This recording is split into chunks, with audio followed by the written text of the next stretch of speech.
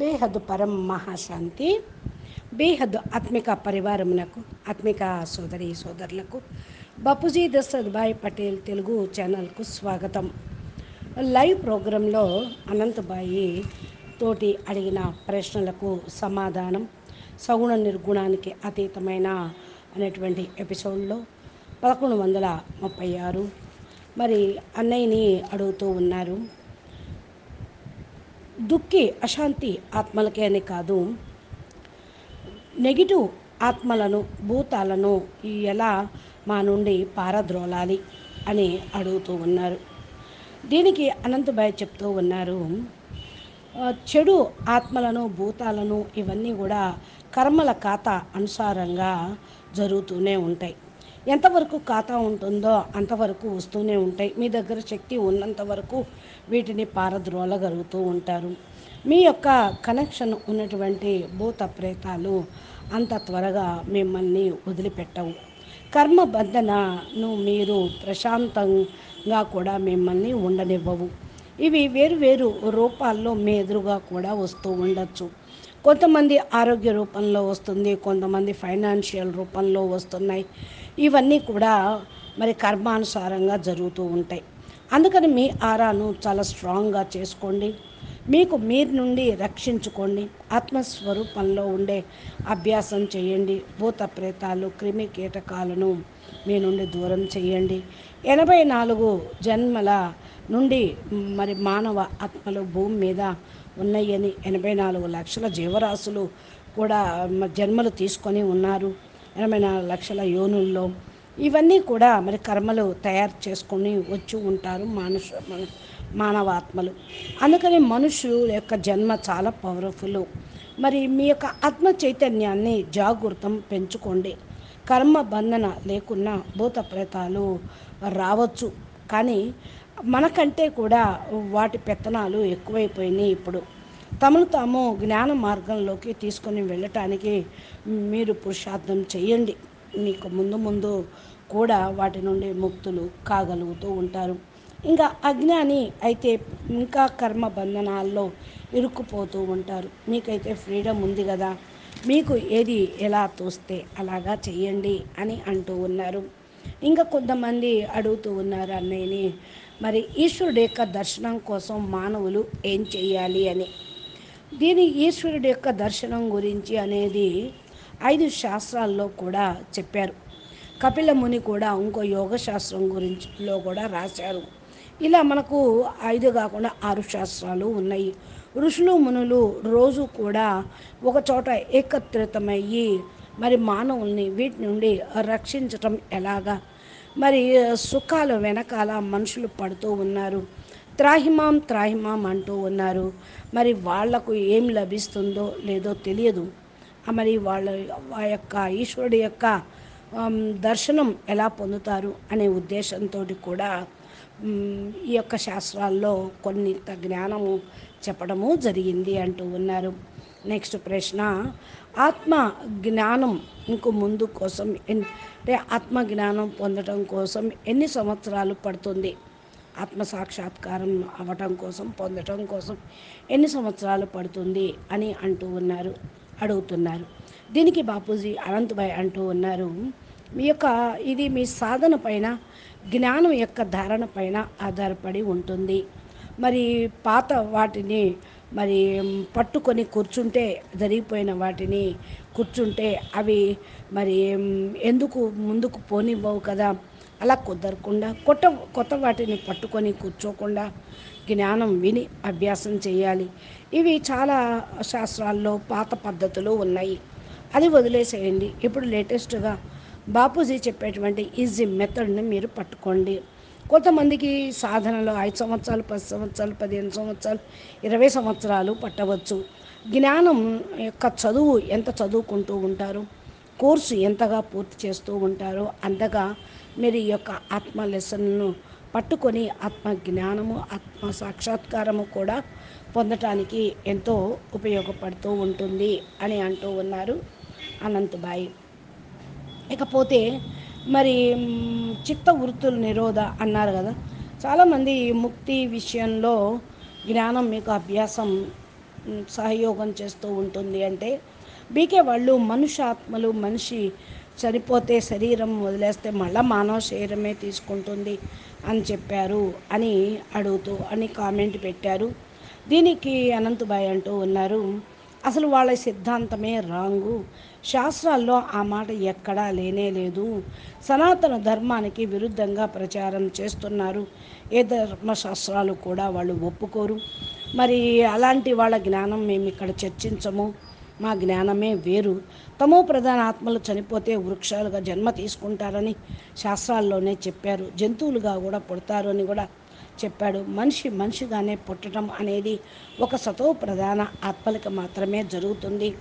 వాళ్ళు దివ్య ఆత్మలై ఉంటేనే మరి స్వర్గ సుఖంను పొందిన తర్వాత కూడా మళ్ళీ మానవ జన్మ లభిస్తూ ఉంది. ఇంద్రుడు కూడా మరి మొసలిలాగా పుట్టాడు అని ఎంతో చెప్తూ ఉంటారు, ఎన్నో జన్మలు ఆయన ఎత్తాడు అని అన్నారు కదా. మరి వాళ్ళు ఈ శాస్త్రాలని ఒప్పుకోరు, అంతా నెగిటివ్ ప్రచారం చేస్తూ ఉన్నారు అని అనంతబాయ్ చెప్తున్నారు.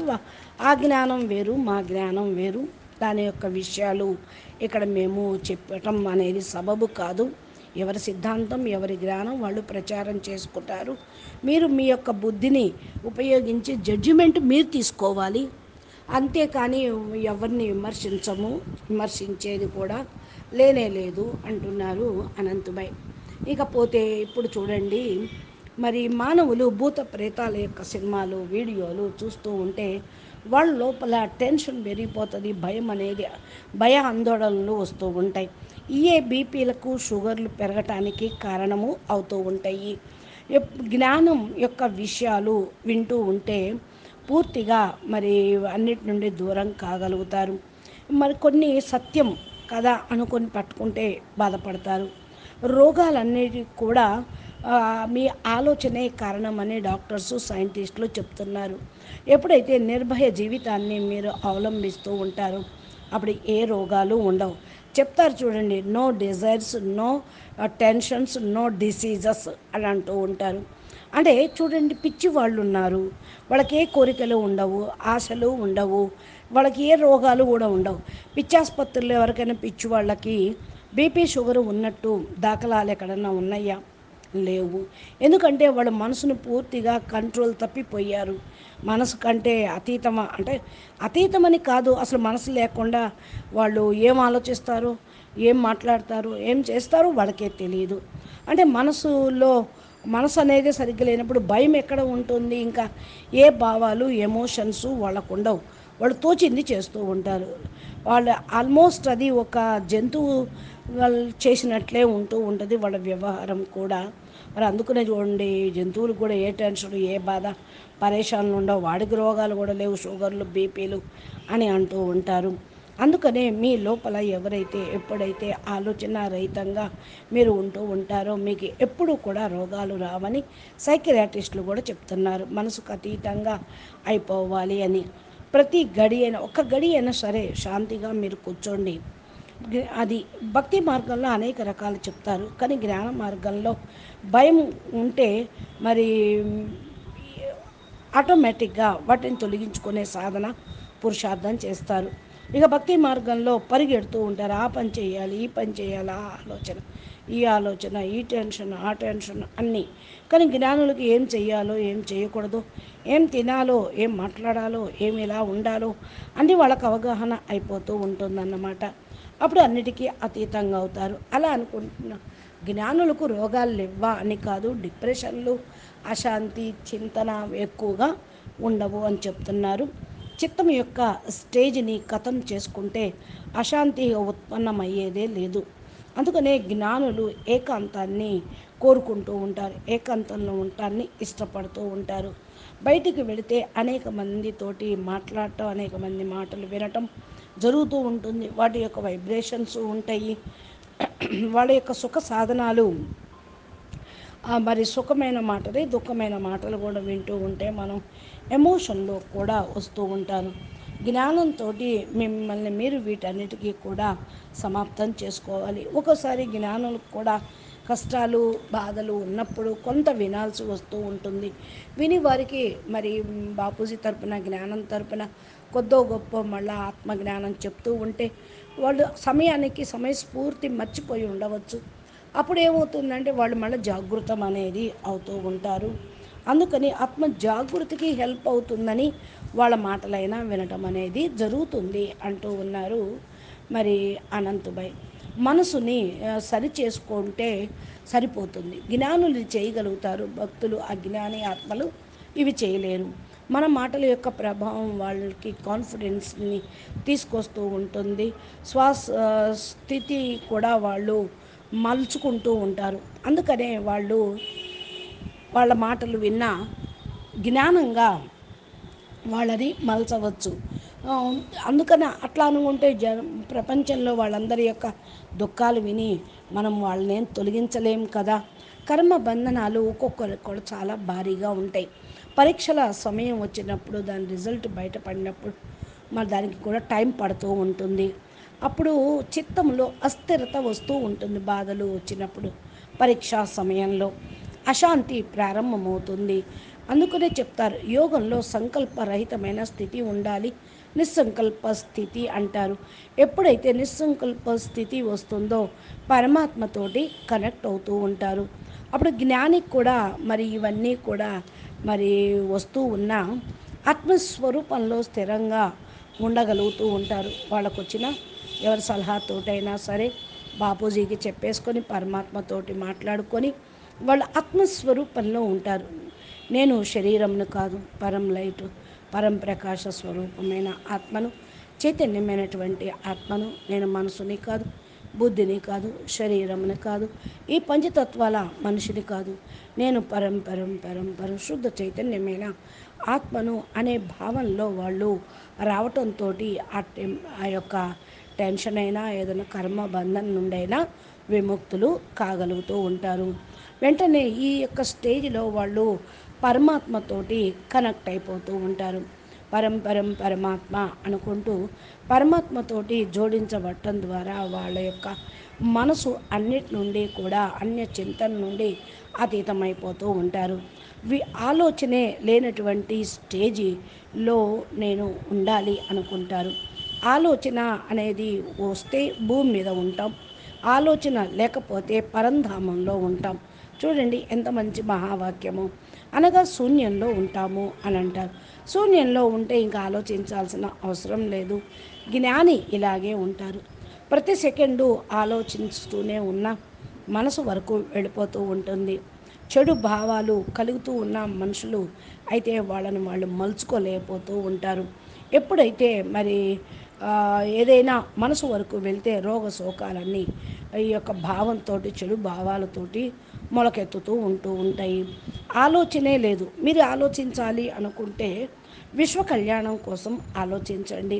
విశ్వ పరివర్తన కోసం నేనేం చెయ్యాలని ఆలోచించండి.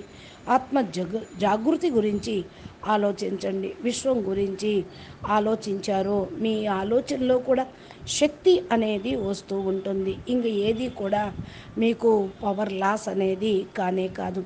మీ లోపల మీరుండి ఆత్మస్వరూపంలో ఉంటే మజాగా ఉంటుంది. మీరు సంతోషంగా ఖుషీగా మజాగా ఉండండి. లేకపోతే ఏదో ఆలోచనలు ఏదో లాంటి ఇరుక్కుపోతూ ఉంటారు.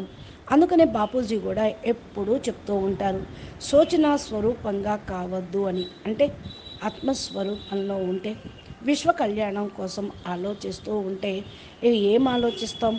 పరం శాంతి లభిస్తుంది. పరం శాంతి సంకల్పాలు చేయండి, వైబ్రేషన్స్ను పంపించండి. పరం లైట్, పరం ధామన్నుకి ఎలా వెళ్ళాలి అనే సంకల్పం తప్ప ఇంకే సంకల్పము అనేది ఇంకేమీ దీన్ని మించి చేయనే వద్దు అంటున్నారు. పరం శాంతి అయిపోవాలి. విశ్వ పరివర్తన పూర్తిగా చెయ్యాలి అనుకున్నప్పుడు పూర్తిగా పురుషార్థం కూడా పెంచుకోవాలి. సదా సుఖంగా ఆనందంగా ఉండాలి అని అంటూ ఉన్నారు. అప్పుడు మజా ఉంటూ ఉంటుంది. మన స్వయం ఆత్మ స్వరూపంలో ఉండాలి. అచ్చా, పరం శాంతి. నమస్తే, ధన్యవాదాలు. బేహద్కే బేహద్ పరం పరం పరం మహాశాంతి హే, మహాశాంతి హే, మహాశాంతి హే. బాపూజీ దశరథ్ భాయ్ పటేల్ తెలుగు ఛానల్లో బాపూజీ చెప్పినటువంటి అద్భుతమైనటువంటి జ్ఞానము మీ యొక్క సెల్ ఫోన్లో మొబైల్లో నోటిఫికేషన్ రూపంలో రావాలి అంటే మా ఛానల్ని సబ్స్క్రైబ్ చేయండి. ఇట్లాంటి చక్కటి అందమైనటువంటి టాపిక్లతోటి వేదశాస్త్రాల పురాణాల యొక్క జ్ఞానమును కూడా మనకు అందిస్తూ ఉన్నారు. కాబట్టి మీరు సదా ఆధ్యాత్మికంలో ఉంటూ అనేక రకాల ప్రశ్నలు మీ జీవితంలో వచ్చాయి. వాటిని తొలగించుకోవాలి. ఎక్కడి నుంచి వచ్చాను, ఎందుకు వచ్చాను, ఏం చేయటం కోసం వచ్చాను, మూడు ప్రశ్నలు మీరు ఆధ్యాత్మికంలో వేసుకుంటేనే మీరు ముందుకు వెళ్ళగలుగుతారు. అచ్చా, పరం శాంతి. నమస్తే, ధన్యవాదాలు. బేహద్కే బేహద్ పరం పరం పరం. మహాశాంతి హై, మహాశాంతి హై, మహాశాంతి హై. నమస్తే.